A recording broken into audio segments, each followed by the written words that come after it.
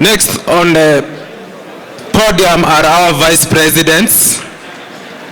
Let us give them a hand of applause.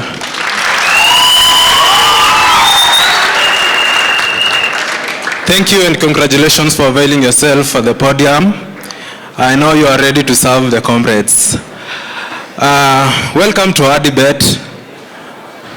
And before we kick off our debate, I would like to read for you some of the rules and regulations that are going to guide our debate. Number 1, there will be no use of offensive or abusive language or directly attacking the opponent. Any aspirant found with the evidence of inciting supporters will be liable for disqualifications. Much respect and decorum is highly expected from all aspirants at the debate. All aspirants should at all times respect the panel. Welcome. Now, I'll give each one of you a minute to introduce herself. Starting from the other side. Good afternoon, comrades. Bundi Sharon is my name, commonly known as Shan, a 3.1 student taking Bachelor of Education Arts, Combination Mathematics Business, and I am a focused leader, a focused comrade who is ready to serve her fellow comrades in the Vice President's office. Thank you. Good afternoon. I'm Wambura Waisahi Mary, a student taking Bachelor of Arts Education, specifically Math and Business, aspiring to become the Vice President. I do believe leaders don't become great by the power vested in them, but the ability to empower people. Thank you. Good afternoon. My name is Nibo Deborah Nyaboke, a third-year student taking Bachelors of Counseling Psychology, and I believe that real leaders listen, because when we listen is when we know how to lead. Thank you. MKUSA. My name is Irene Mudeu, and I am a student here, a third-year student, and I'm studying Bachelor in Community Development, and I stand for good leadership. Thank you. Good afternoon, comrades. Good afternoon, comrades. Yeah, I'm Awiti Valeria Doreen. Nyar Mwalimu is my last name. I'm a candidate in the Vice President docket. I believe in the spirit of yes we can. Because remember, I'm here for you, comrades, and we are here for each other. Thank you. Good afternoon. Assalamu alaikum. I'm sorry, you will bear with me. I have a flu, as I have a sore throat. I'm Samira Mukhtar, a third-year student pursuing education science, a combination of math, chemistry.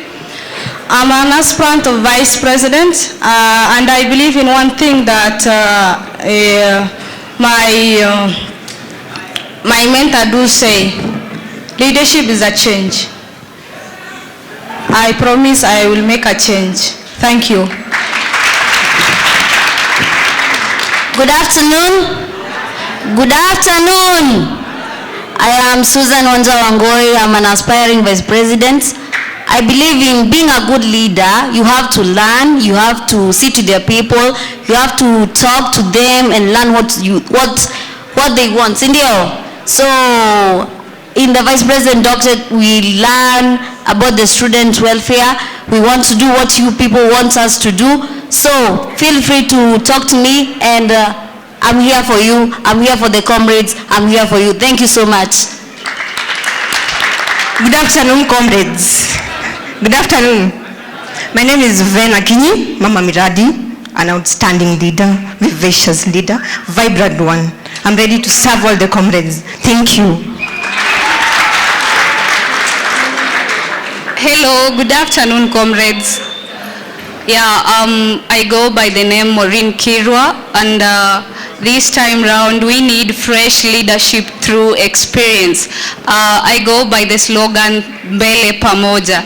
With this leadership, I know we are going to bring this institution to the next level. Yeah. Absolutely. Thank you for such a great introduction. Simwapigie makofi. I take this opportunity now to hand over to the panel to proceed with the debate. Let me take this opportunity to congratulate our potential aspirants for the docket of Vice Chairperson. At least they have all 9 of them complied to the submissions required of them by the Commission.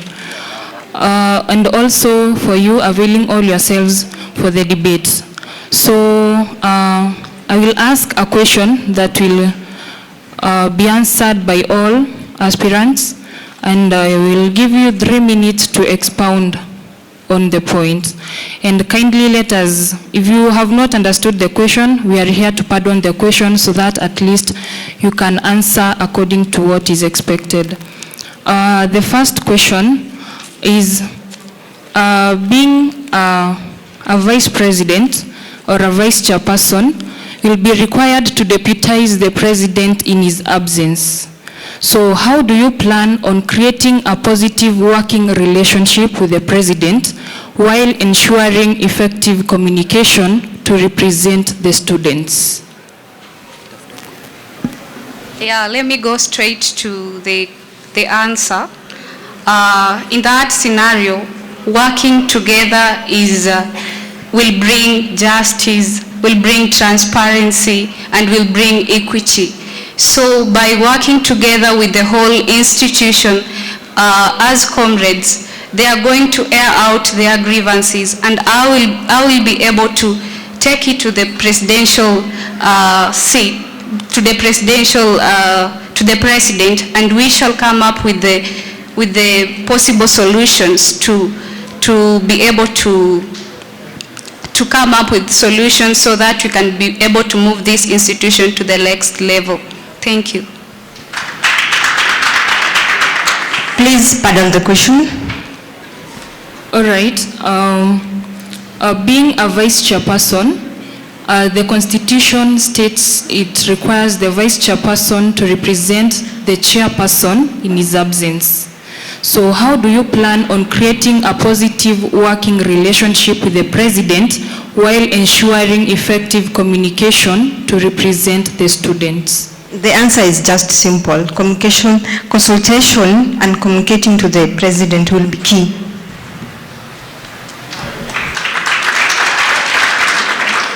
Thank you for the question. I would like to answer the question. So, what I will say, if you want to go far, you have to work together. But if you walk alone, you will go far. But when you work together, you will go further. So my response will be, I will create the good, effective communication when, like in our team, we will work together. You say unity is strength. But if I divide the group, how am I going to work together with the team? So if I join hands with the president, I will be able to know what the president has installed, what the comrades want as him as the president. What the comrades want is how we are going to fulfill for them. Thank you.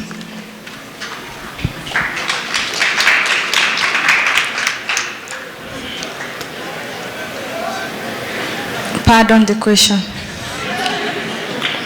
How do you plan on creating a positive working relationship with the president while ensuring effective communication to represent the students?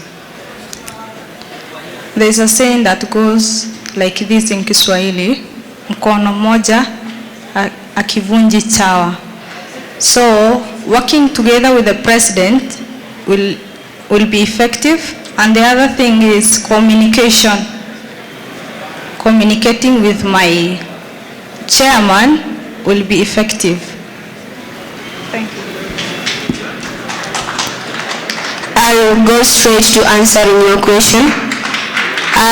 With me as a vice president, if I'm elected, in the first 1 month, I'll create a good rapport, and that is what I'm doing right now with various presidents, because obviously you can't work with whom you don't know. And since welfare is under my department, that is what I'll do first, because I'll be catering for the needs of everyone, not only comrades, but also the student council at large. So my major thing is to create a good rapport and communication.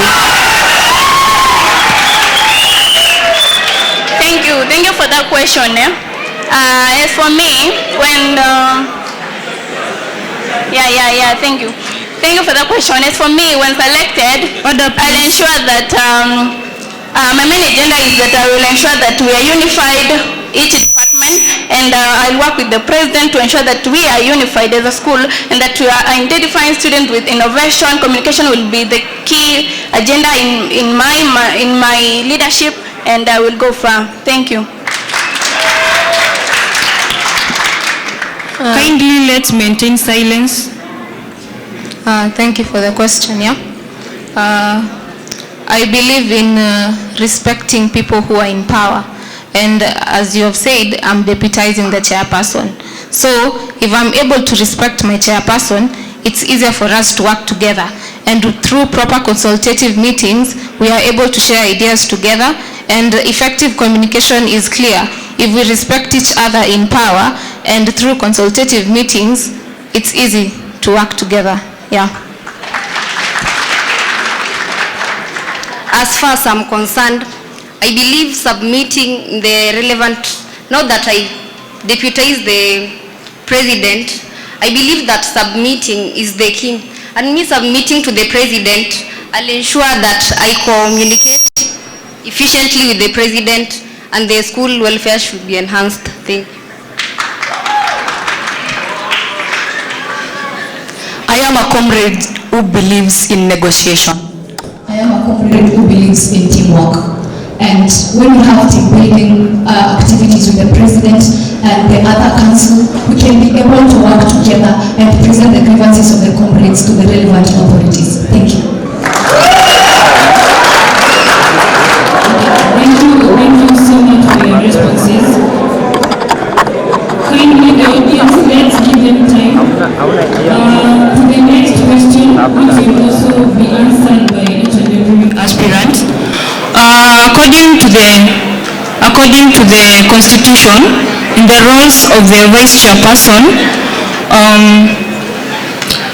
the Vice Chairperson should ensure all members of the association receive valuable and quality medical assistance from the university dispensary, and they should also appoint both hostel and floor representatives. Now, how will you improve health and well-being for students in and outside Mount Kenya University? Thank you for your question. About the health in the school, we do know that the school is a very publicly known school, and it should work hand in hand with the national government. And so I said I believe in negotiation. If we negotiate with the national government to present medicine to our clinic, we can as well get good facilities and health care for our association students. Also, for the ones who reside outside school, we do have an ambulance. How fast is it to respond to a student who is in Kiganja? That's why I am the voice of the voices. I will speak for you, for us to get the ambulance and the facilities, so that if we cannot treat you here, you will be referred to the hospital. And that's why I also negotiated the insurance cover for each and every student, so that if you cannot be treated in a school, you can be treated in any public hospital, as long as you are a student. Thank you.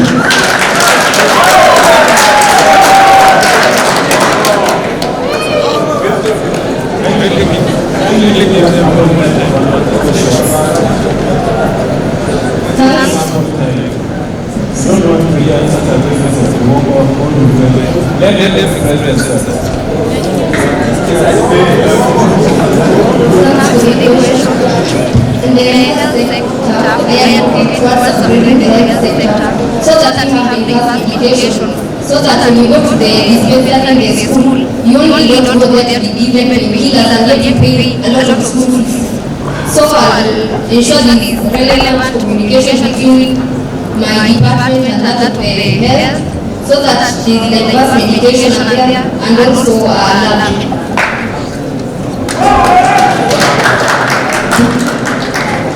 Thank you for the question. I'm not here to condemn our healthcare system or our institution, but I'm here to praise because the existence of a medical facility in the school is an advantage to us, but it can be improved. And through proper talk with the medical stakeholders of the school and the office of the students or the dean of students, we can ensure that the clinic is well equipped with equipment and drugs that students, if they go to the clinic, they don't have to be told to go buy drugs outside. Through proper talks with medical stakeholders, we can ensure that our clinic is well equipped to cater for all students. Thank you. Thank you for the question. The advice of the reason I am here is because of student welfare and concerning student health and food security. And the vice president can ensure that the school clinic has frequent consultations and condoms. You don't want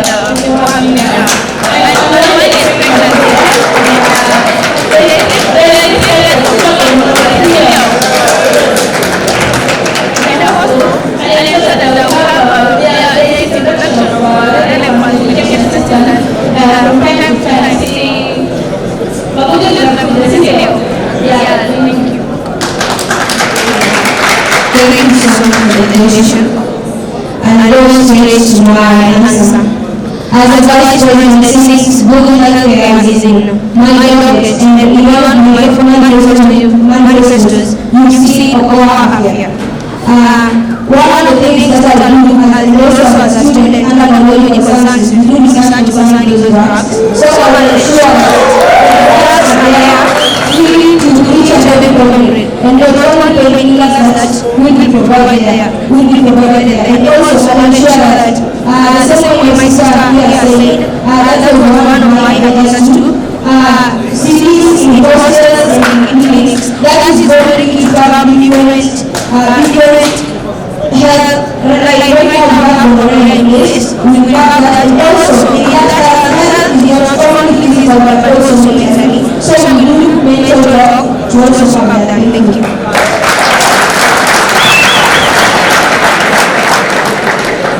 Thank you.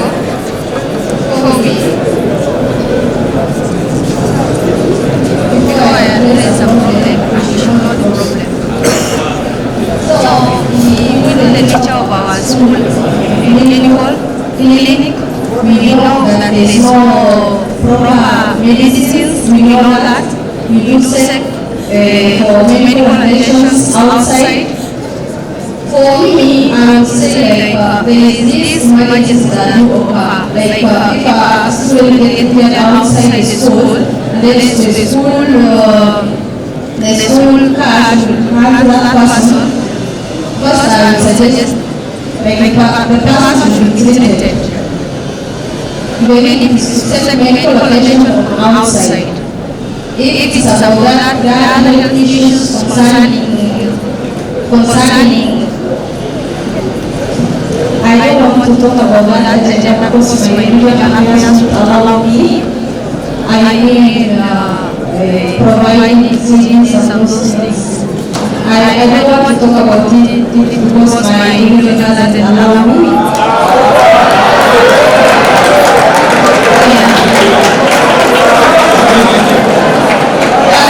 That's why I don't promise anything. That's why I don't want to promise nothing or go ahead with something. That's why I'm telling you I can't talk about that agenda because my religion won't allow me.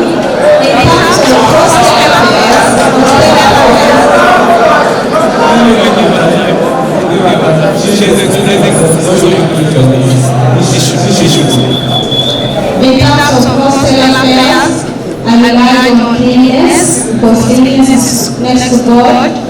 And then good relationship among the people who are living on the floors and appointing a good leaders for the floors. Thank you.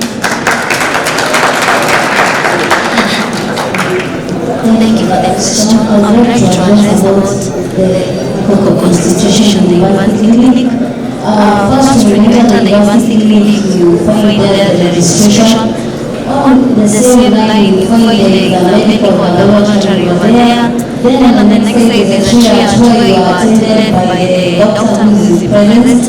Then after you are attended by the doctor, you are sent to get drugs. So as a vice president, what I will ensure is there is good level of good rapport between that medical lab, where if you are sick, like when you are tested in a hospital, first before you are treated, you are requested, you give your blood, then if you have your condition, if you are supposed to give your stool or urine, I will ensure the medical laboratory of the university clinic is well equipped in line with the school administration.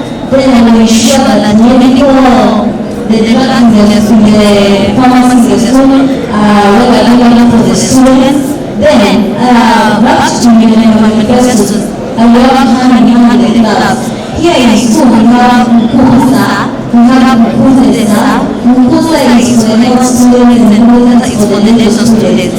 We are aware that MKUSA holds a drive where they throw the medical camp each and every semester. If it is not available in the semester, it's available yearly. So I will ensure that the students will have a very good, they are able to read the information, and when passing the information, they are able to attend the medical care.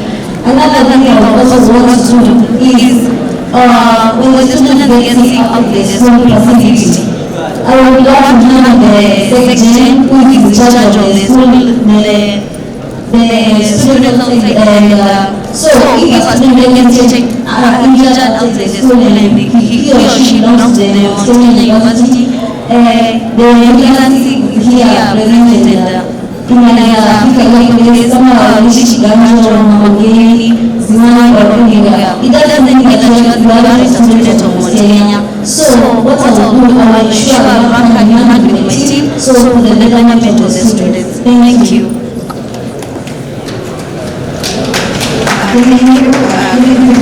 Second part of the question. How do you improve health and development for students in Mexico University? In fact, about the hostels.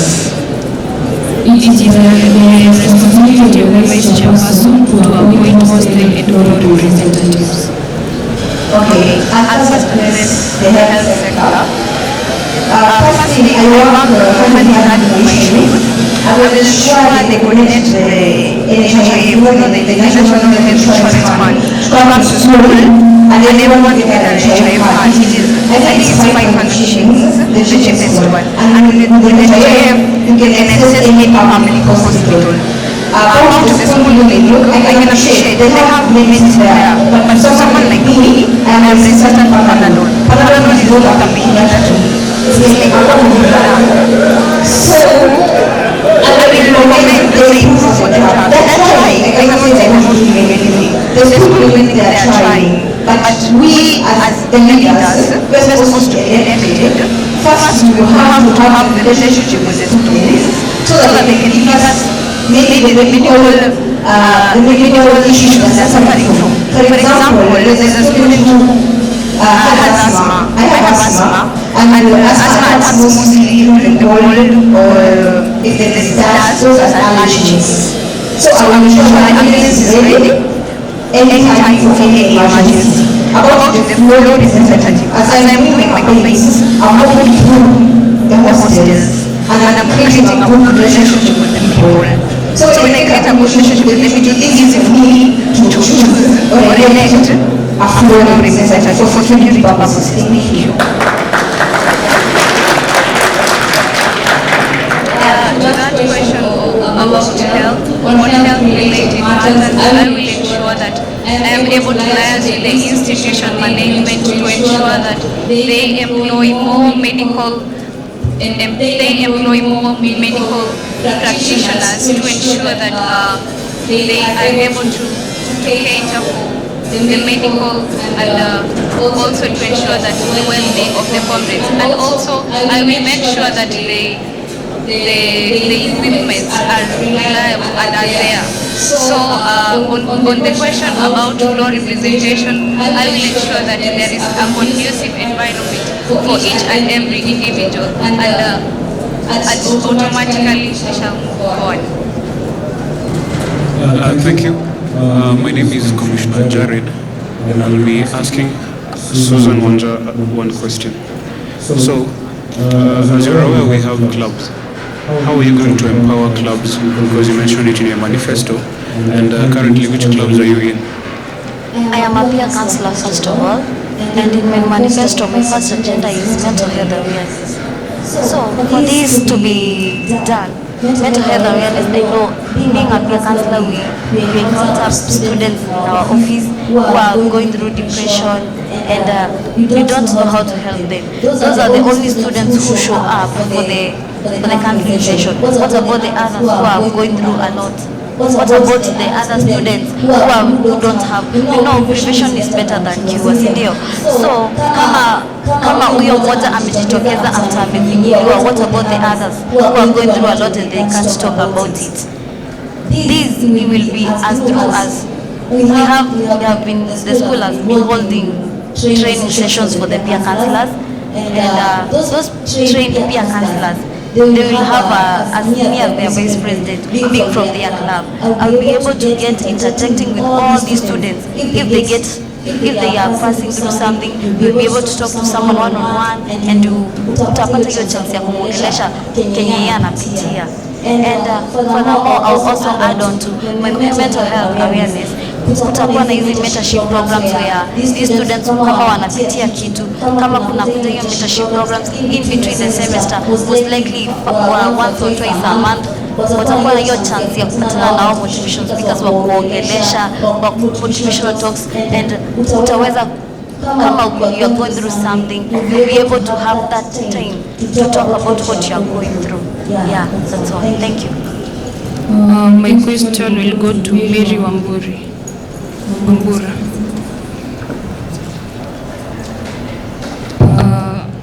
According to your manifesto, you'll be looking at gender equality, where you will initiate MKUSA project that will empower both gents and ladies.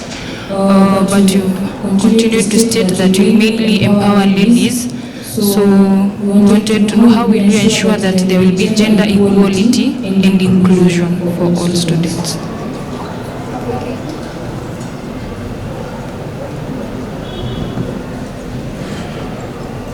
Okay, by me initiating the MKUSA project, that project is the one that will help me, that project is the one that will help me what?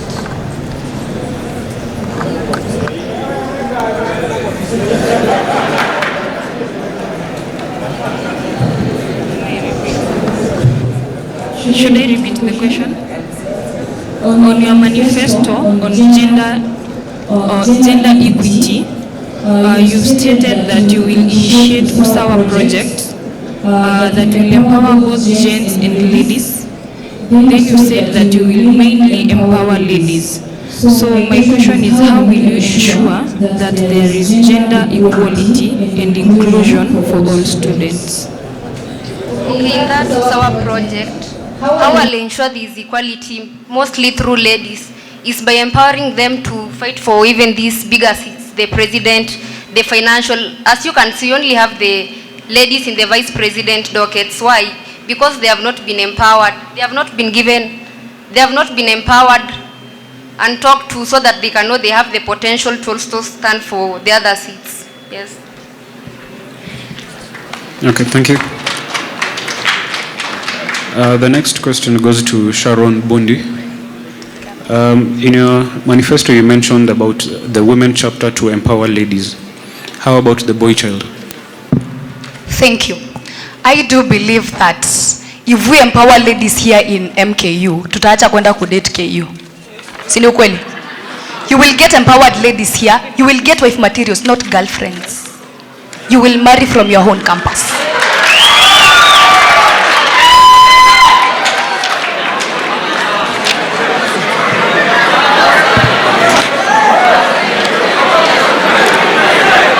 Okay, thank you. Thank you.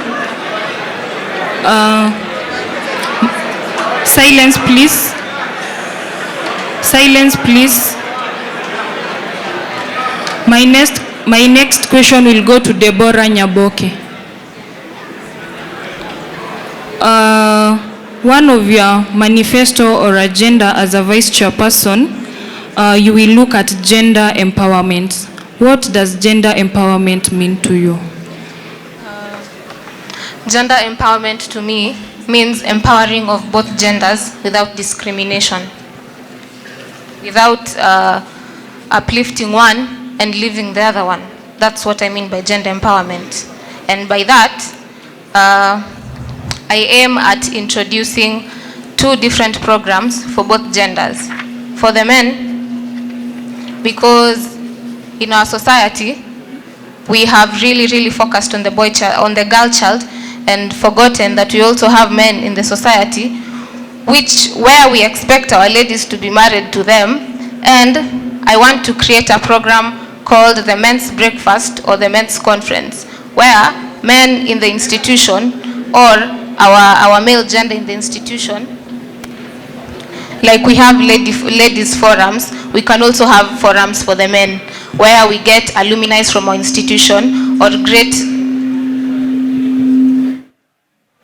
men we know from different sectors in our country, to empower these same men, where we teach them how to express themselves, how to express their emotions. Because if we don't talk to these men, who will talk to them? And we expect them to live to our expectations. Yeah.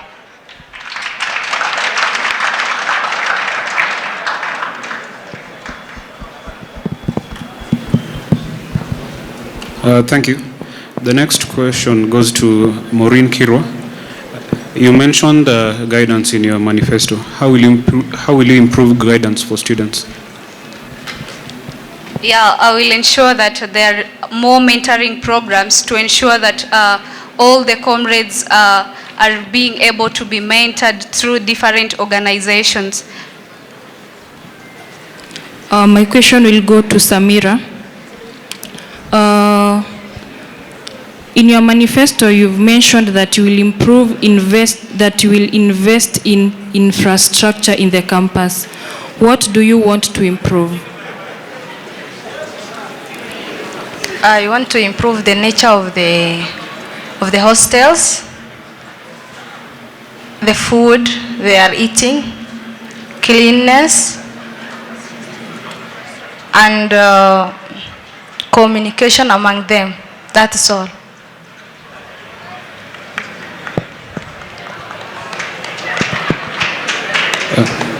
Okay, thank you. The next question goes to Irene Mudeu. You mentioned you'll create jobs for students. How will you provide them? Yeah, thank you for the question. We are all aware that in this school there are jobs that are available but they're not enough. Si kuna kazi mtu anaweza enda huko library wapange vitabu, si ndio? Ama si kuna kazi ya ushering. Yeah, so I will work with the employment team to ensure that CC students will have jobs in and off campus. I will work with them. Thank you. My question will go to Awiti Valeria. You have a number of programs to launch according to your manifesto. There will be Nyar Mwalimu Help Initiative, Wanawake Bomba.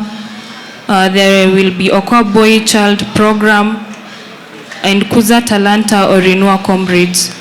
Which are the 2 programs that you will prioritize? Thank you so much for the question. I'm planning that I'll prioritize with Nyar Mwalimu initiative. It is an initiative that will entail all of the initiative at once, meaning as we'll be launching the Okoa Boy Child, we'll be launching the Okoa Girl Child. And in my first 3 months in the reign, I think I'll be able to do all of them and launch them. And with Kuza Talanta, I thank the current president, the sitting president. He gave us a good kind of chapter to continue. Here I'll continue with the MKUSA words, though I won't make it like a MKUSA word. I'll be nurturing the ladies who are here. Remember, there are those who can do a straight talk. There are those who can model. There are those who can sing well. So I'll also major on those. Thank you.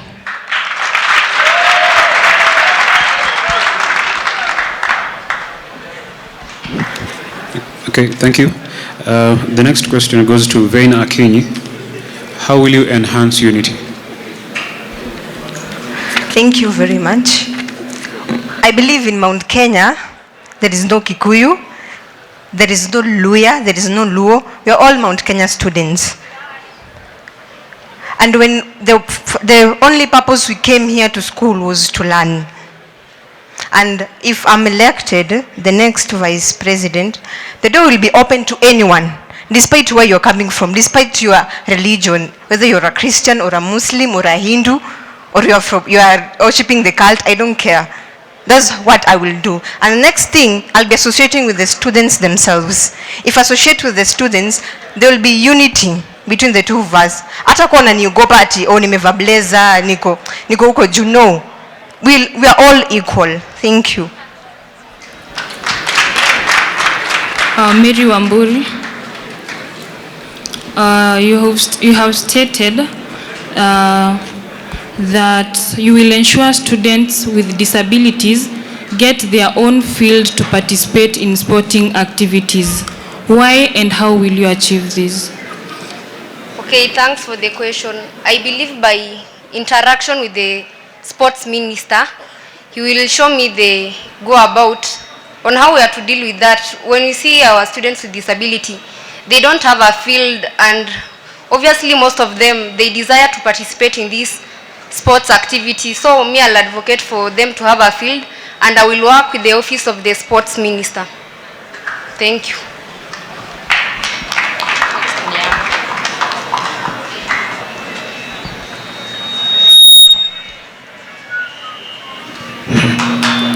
Thank you. The next question goes to Susan Wanja. You mentioned hygiene and sanitation. How will you improve that in Mount Kenya University? Thank you for the question. What I'll address about hygiene and sanitation. First of all, when you go to the hostels, what was the first thing that you see? The first thing that you see, the floors are being cleaned, Cindy. And have you gone to the kitchens themselves? The kitchen are well prepared, Cindy. What I'll do, I can't promise heaven, I can't deliver. What I will do is just improving their ways of living, the hostels themselves, the conditions here in the school. That's all I can do. Thank you. Deborah Nyaboke, you stated that you'll improve catering and accommodation services. Which are some of these services that will improve? Thank you. When I talk about catering and accommodation services, I'm talking about our hostels, our internal residents.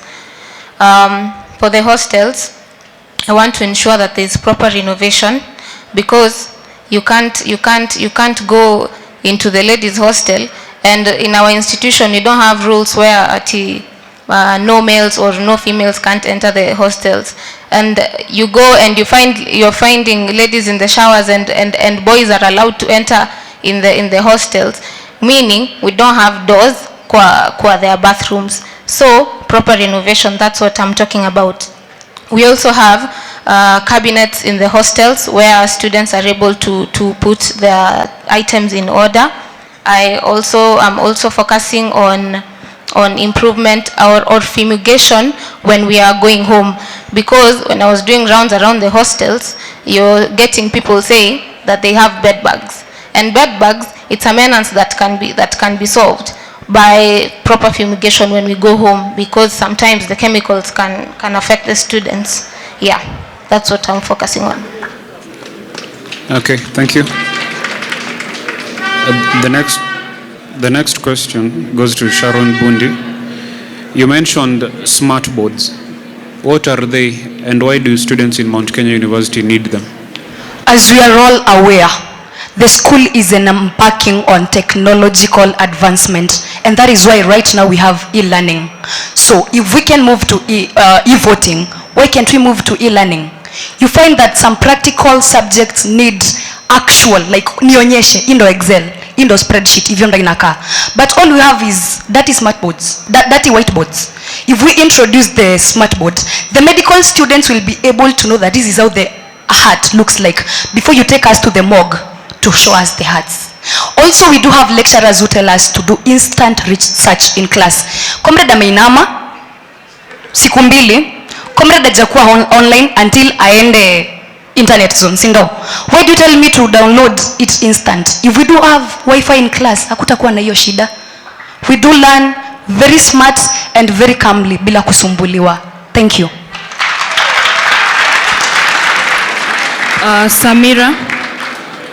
Samira, one of your manifesto, you will focus on mental health. We know mental health issues is a very vital factor when it comes to youths. So how will you create awareness on important programs addressing issues such as mental health? Thank you so much. I think that question is the right question for me to answer in this debate. Mental breakdown. I was a victim of a mental breakdown last semester.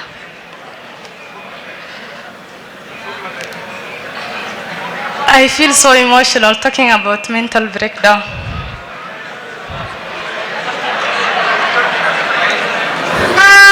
Kindly let's maintain order. Let's allow the aspirant to speak. Thank you.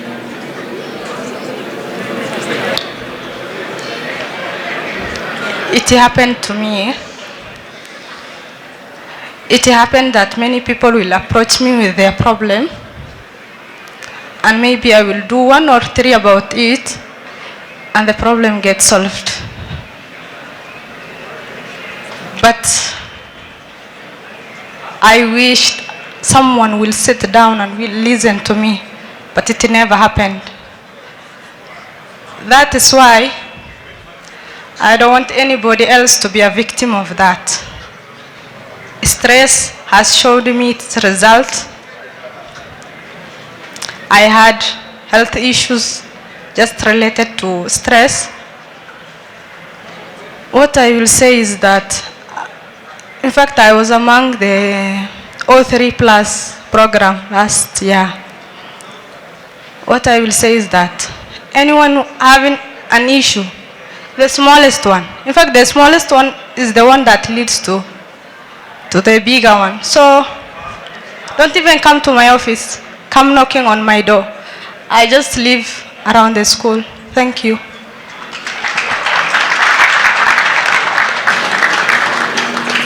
Thank you so much for being kind to share with us your experience. Mental health advocacy is very important, and Wanja said she's a peer counselor, and that's very important. So we have peer counseling departments around school, so if anybody is having a challenge, they should be able to approach the counseling department, or even the students' council to go there. Yeah. Sorry, I'm hearing I'm not audible. I'm saying she was kind enough to share her experience, and it's very important for us to be advocating for matters that pertain with mental health. Yeah. So we have a counseling department in school. You should be able to reach out. You can reach out to your class rep or go to any of the students' council leaders. The next question goes to Maureen Kirwa. You mentioned you will empower students. How will you do this? Yeah, to that question, I will empower students by ensuring that there are more mentorship programs that will help the students to come up with different solutions to the problems they are facing and make sure they live a dignified life. Thank you.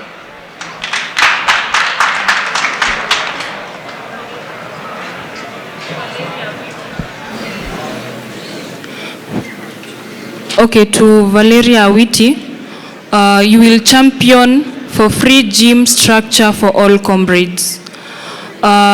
You've stated that all comrades who are gym lovers shall therefore get the gym services free of charge. So we want to know why and how will you push for free gym membership? Thank you so much for the question. The gym services are there because of the maintenance of the resources that are being used inside there. So as long as we as students, we are being trained on how to use the infrastructure as well, and the resources that are inside the gym well, then there will be, yes, there will be need for maintenance, but at least the cost will be kinda reduced. So these will ally us with the administration that is, and we see on how we can educate the students, because for example, right now we have first years in school, not all of them know how to use the resources that are there in the gym. So at least if we have somebody to take them through, we'll be minimizing the brokerages, and then after that we'll be minimizing the cost. Hence, there will be free gym infrastructures, and even if they are not free, the cost of the gym structures will be reduced to a price which a comrade can afford. Yeah, thank you.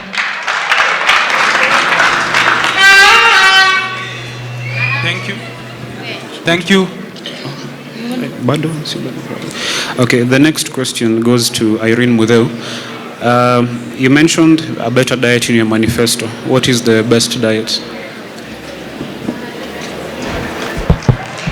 The best diet is a balanced diet. And as for me, when elected, I'll ensure that I enable people with, I'll create spaces where people, individuals and groups can bring food assistance, and I'm quite confident with that because I have those individuals, and they're willing to help students who have needs, because kuna kuinama sindio, and we have students who live outside hostelsi huku ndani pia, but pia huku ndani I'll ensure that we have more fruits, a balanced diet. We have to be fit, sindio? Ama mnasema aje, comrades? Yeah, thank you. The last question goes to Vena Kinyi. So you mentioned there are some issues you'd want to be addressed for the students to the administration. Which are some of these issues and how would you address them? Pardon, please?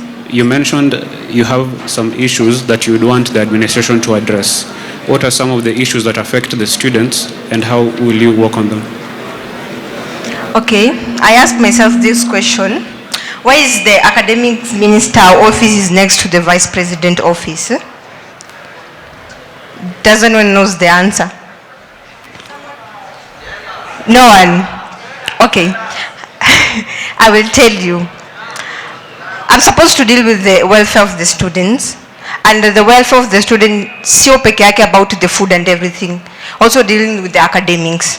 And some of you here are dealing with the missing marks. For example, me, I'm dealing with the missing mark of communication skills when I was in 1.1.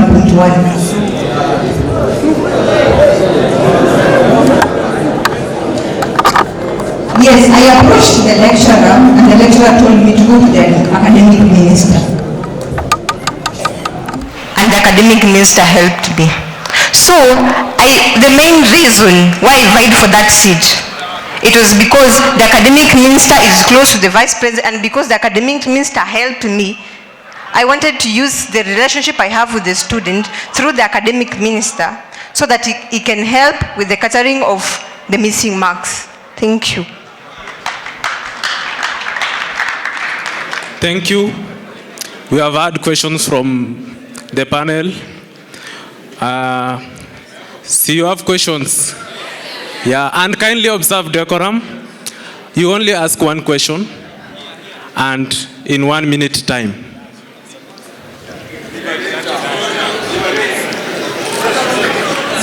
Yeah.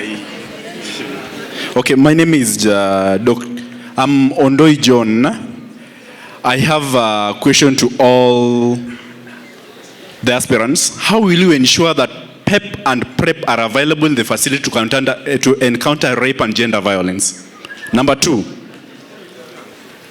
the question is, how will you ensure that that PEP and PrEPs are available in the facility to encounter rape and gender violence? Number two, the issue of condom dispensers.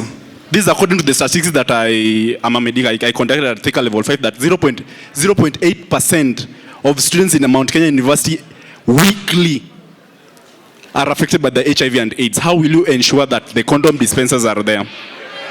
Number 3.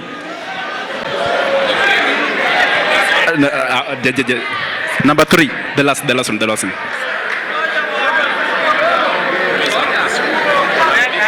Just a minute. Okay, the last person take last. The last question. I said clear, it is one question. When I give him to give 3 questions, what about the rest? He has a privilege, he has asked 2 questions. They are going to answer all of them.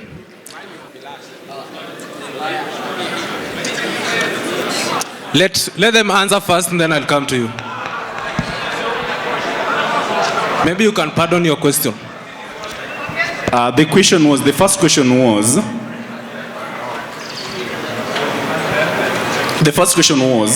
how will you address the issue? How will you ensure that PEP and PrEP are available in the facility to encounter rape and gender violence? The second question was the issue of condom dispensers. According to the statistics, 0.8% of Mount Kenya students are contacting HIV and AIDS on a weekly basis. How will you enter to that? Okay. Let's give them time to answer those questions. Thank you very much for the question. As I said, when I was starting sitting here, I said I'm working with Maisha Youth. And as you know, Maisha Youth deals with HIV, rape, and the STIs and STDs. You know? You don't know? Okay, it's okay, I'll tell you. So one thing I will ensure, as myself, I work with the Maisha Youth, I will ensure they will be coming here on Fridays, because not only entertainment, but there is also the Attend for Maisha Youth, whereby if you have any issue, it is not easy for example, me, I've been raped, or you end up saying you have been raped. But if you go and talk to them, it is someone who is not in school. Mi si mtu mwenye ametoka shule, hapa hivi utakutana na yeye, useme niambie huyo mtu I was raped. No, it is someone from outside na atakusaidia. Thank you.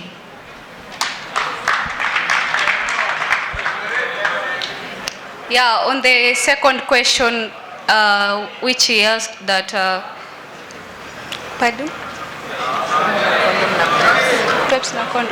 Yeah, I will ensure that there are more medical equipments are available, as I had said earlier. So condoms, obviously, they will be there.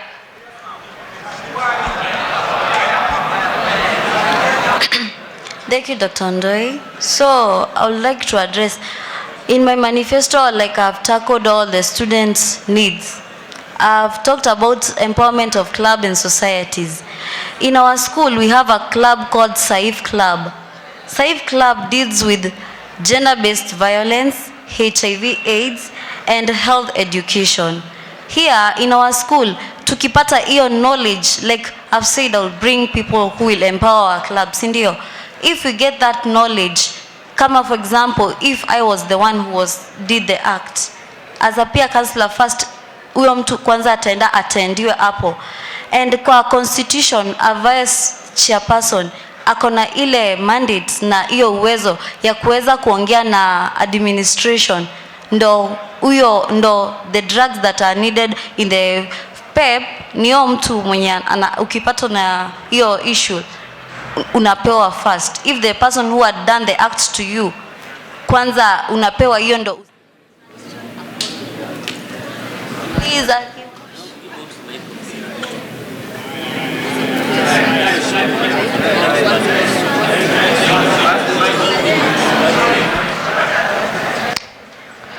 May God forbid that to happen. I really don't want anyone to be raped or being violenced. I don't want. So we avoid the problem, and if it is attending the issue, unajua msichana hawezi kumkujia anyone amwambie I am raped. We are girls, we know that. But if it happens, please come to me. I, as Awiti Valeria in the Vice President docket, I'll ensure that I'm in partnership with the Thika Level 5 and the hospitals around, so that, because when somebody is raped or when somebody is assaulted or when somebody is sodomized, you have 72 hours to secure yourself. So that means that even if the school won't provide that good health care that we have, us as students will have a chance to go to other institutions. Thank you.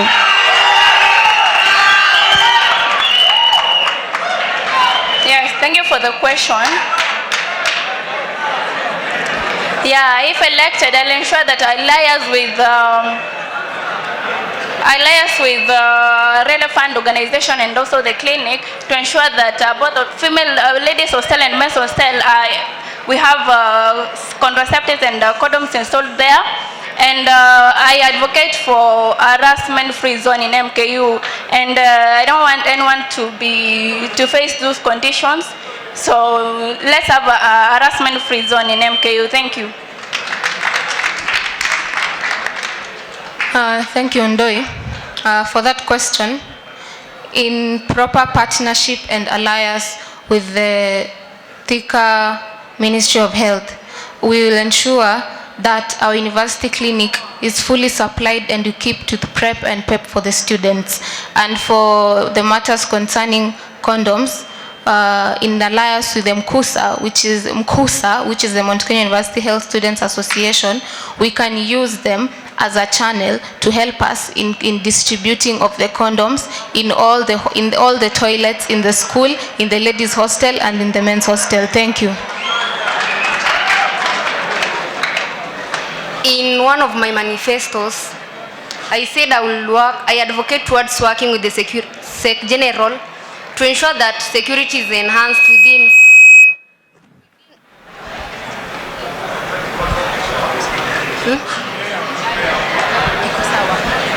Okay, I've said in one of my manifestos, I said I'll work with the Secretary General to ensure that security is enhanced within and outside the school premises, and through this security, the rape cases will be minimal, and just in case they happen, I will advocate in the dispensary so that there is enough medication to be responsible for this rape thing.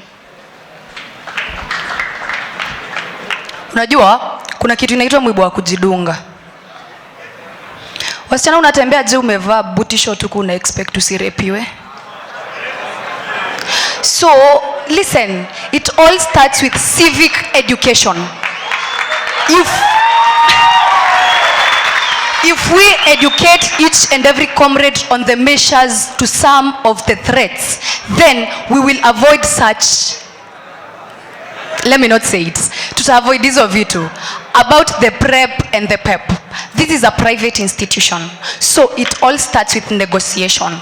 Yo inabidi tumeongea na shule, and as my sister said, religion does not allow. So tukipata shule haiallow, we move on with it, we liaise with the national government, with the county government. Comrade wa MKU akifika pale amefanyiwa kitu kama hiyo, anashughulikiwa haraka sana. Thank you.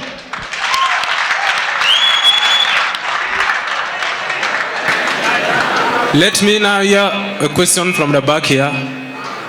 Anyone at the back here?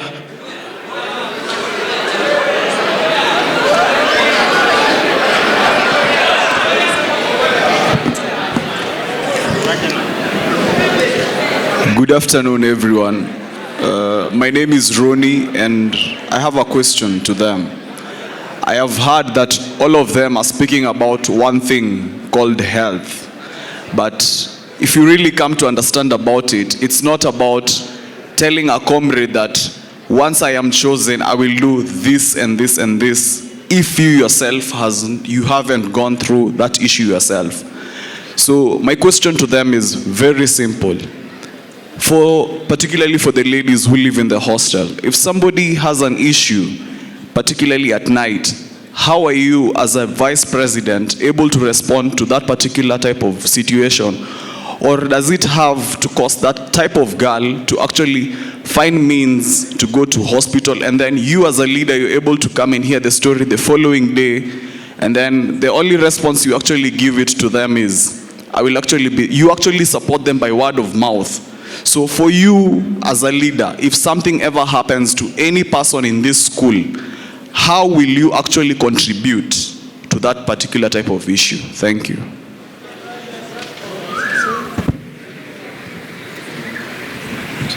Thank you, my brother, for the question. The reason as to why you majored it on the ladies' issues. Vice President akona nyumba huko ladies hostel. But what do? We select people with self-interest, anafika huko nyumba, anapeana comrade 2,000, anapata hiyo pesa. As the Vice President if elected there, I'll make sure if the school entrusts you to ladies, ndo maana wamekupea nyumba huko, I will reside there. If anything happens to ladies at night, I will act promptly. Nikuje hiyo room because that room is centered such that you can access any room. Msichana ukifikiwa na shida as the Vice President, I want to promise you ladies, nitaishi na nyinyi hapo. Kama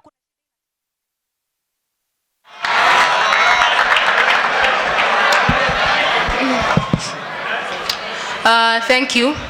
Just like Shana said, the Vice President has a house yenye amepewa na shule pale, and living in the house that the school has provided to you, meaning you need to be available at all times to answer to those people, and through alliance with their floor representatives, ndio we will see what to do next when the issue arises. Yeah, thank you. So if something, let me say, happens in block A room 6, I'm outside.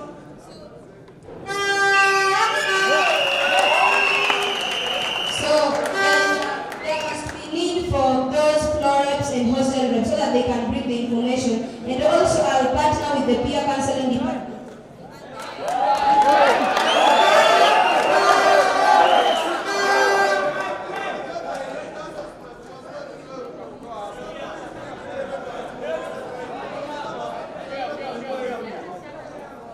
Health is an important issue. Even if I'm not the Vice President, please come to me. And if I'm the Vice President, Alhamdulillah, I will be there. Come to me.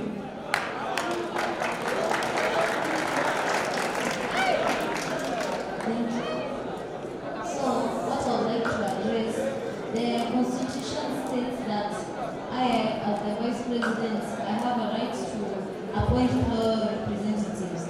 The floor representatives have to give me information of what is happening. And if I reside in the ladies hostel, I will have an access to information on what is going on in the hostels, and I will take immediate effect. Thank you. Apart from me living in the hostels and appointing hostel floor representative, I also offer them training. I was in Red Cross when I was in high school, and I ensure partnering with Malaysia Youth, I can offer them free training for any emergency that will occur. Thank you. Yeah, to ensure that if there is any emergency, I'm able to solve it in a good way, appropriately.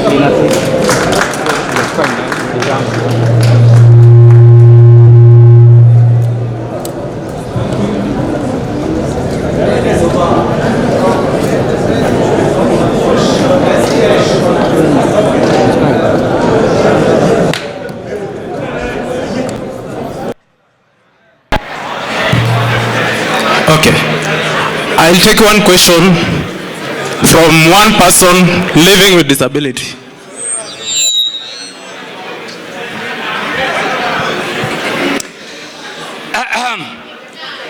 Comrades, nyamaza kidogo. Thank you so much for the opportunity. I'm Advocate Mika Lokorope Munyun, although I take education. I want to assume that when you'll be assuming those offices, you Madam VPs, everything that you do will be within Constitution, and it will be a solemn vow that you will do everything appropriately.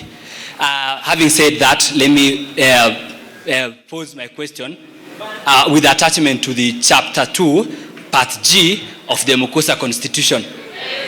And the Part G says,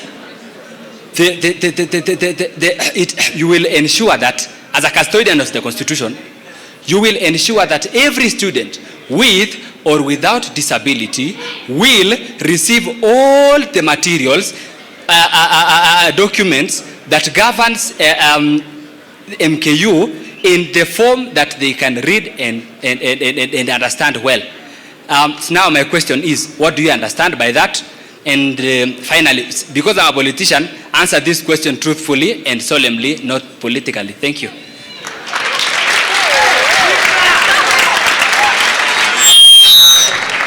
Each aspirant will have 30 seconds to respond to that because of time. And if you're not comfortable with answering, it is not compulsory.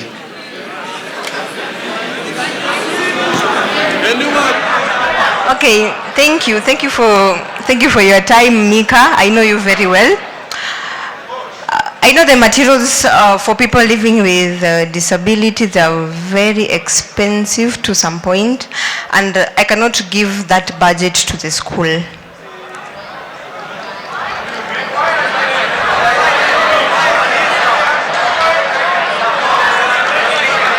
Consultation will be given. Thank you.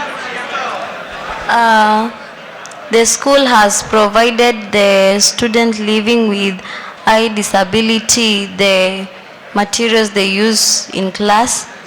You can't bring something beyond that. So I will just liaise with the administration and hear from them what they want. And if they want something, I'll just talk to the administration. Nitaongea na wao waniambie mnataka nini. Then with their representative we talk to the administration and hear them out. Thank you. We cannot question maumbile ya Mungu. The only thing I can do is help the person, even if I should finance the person from my pocket. With all the means, I will do it. I will do it for the person.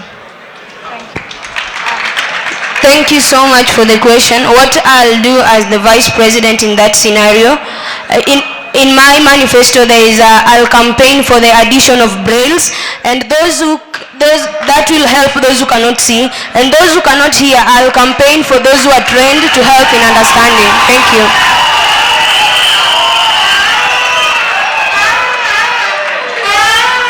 Thank you for the question. We said that disability is not inability. Kindly give her an hearing. Give her time. Yeah, as I said, we said disability is not inability, and I know that we have the same opportunities, those without disabilities and those with disabilities, and I'm sure that we have equity with everyone here. Thank you. You know, we cannot say that it is not something that we cannot put forward to the administration. It is something that can happen, and through proper negotiations, if it would be better if I, as a vice chairperson, chair or even push for the nomination of a person with disabilities in the council, because through them it is easier to facilitate the needs of the people with special needs, because they may not be comfortable to approach us, but if they have a representative, it will be easier for them, and through them we'll get proper cooperation. Thank you. I second her. I'll also advocate for addition of the 8th seat of the people with disabilities, so that they get one of their own who will go and represent their situation. For the few times I have worked with special needs students, during the peace conference, if you go through the video, I was singing with them. So these guys, I know what they are going through. I have been a part of them and I understand. So given what the school entails, that is the handbook and the student constitution.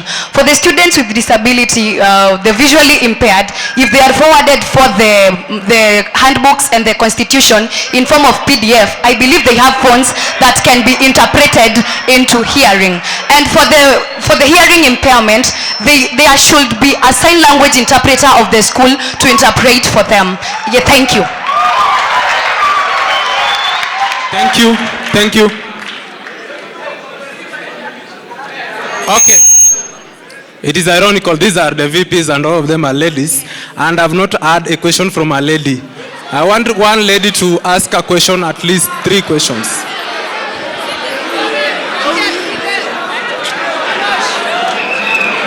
Thank you so much. I was almost getting frustrated, but thank you for solving that. And my question is, first of all, I would like to commend you. I see potential in all of you, but at the same time, I'm saddened that 9 of you are only vying for one seat, and you're here telling us you're going to empower gender. Do you believe that you only can serve best in the VP seat? Why didn't you go for any other seat so that you can prove to us what you're telling us? Secondly, it's very sad to lose 8 more potential ladies. Personally, I was occupied because I serve in global space too. But I'm so saddened that you're interested in leadership. Can you promise us that you're going to change this? I don't want to see in the next MKUSA. MKU is a UN SDG champion for SDG number 10, reduce inequalities, and gender inequalities can be under reduced inequalities. So what are you telling us? Thank you. Thank you, Madam Rukia, for your question. Personally, answering the question why I decided to go for the Vice President token. By going through the Constitution of Mount Kenya University, it states that the Vice President is concerned with the students' welfare. And being a comrade here, I believe that I understand all what is entailed in the welfare, and I am here to serve comrades to cater for their welfare. I will empower a lady next year. There is someone who is interested in entertainment, someone is interested in sports. So if you are interested in those dockets, I will empower you to vie for them. Thank you.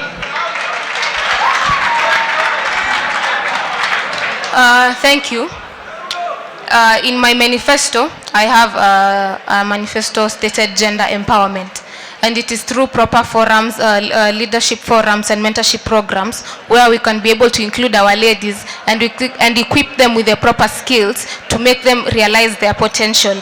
And I personally went for this seat because I have a soft spot for student welfare. I feel okay and comfortable when I know that my fellow students are in the right state of mind during their stay in the university. Thank you. Yeah, that was a good question. But as for me, as a community development student, this was the post that I wanted to go because it deals with student welfare. But next time with the coming government, I'll support a lady in any other post because the constitution clearly states that the two that gender role that you know what it states. We will support ladies, and I hope that you will stand up. Because sijaona wengine wamesimama. There was a lady in the sports docket, but sijui mali alienda. We will support them. Yeah. Thank you so much, Sister Rukia, for the question. I'll answer you this way. As a Witi Valeria, in the manifestos there is mentorship programs. That is where I'll be mentoring both ladies and the gents to take part in various categories in leadership. And two, the VP's docket has been as a Witi, I went to the VP docket because it has been a dominant seat. So for me, I first solve a problem, and the problem here is that the VP's docket has been dormant. So I want to create it to be active first, then I'll empower other leaders so that from the VP's docket, they stand a chance to go to various other posts. Thank you. Thank you for the question, Rukia. When we go back to our community, we know that women are not allowed to be leaders. We know that, right? Only for the ones who are educated, who can fight for their rights.